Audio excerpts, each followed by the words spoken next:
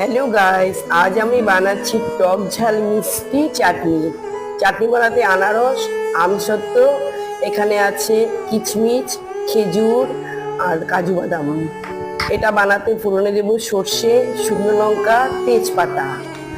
তারপর এটা মৌরি, তেজপাতা, শুকনো লঙ্কা ভেজে রেখেছি। এখন কিছুটা চিনি রেডি করে রেখেছি। তারপর ওখানে একটু লবণ দেব। সাদা তেল দিয়ে ওটাকে বানাবো। আমি কড়াইয়ে এটাকে ঢেলে সিদ্ধ করে নিলাম, পুরো সব ঢেলে দিলাম। এবার তেলে ফোড়ন দিয়ে দিলাম, তারপর চাটনিটাকে ঢেলে দিলাম। এবার কিছুটা চিনি দিয়ে দিলাম, ভাজা মশলাটা দিয়ে দিলাম, লবণ দিয়ে দিলাম। এবার কিছুক্ষণ বাদে এটা সিদ্ধ হবে,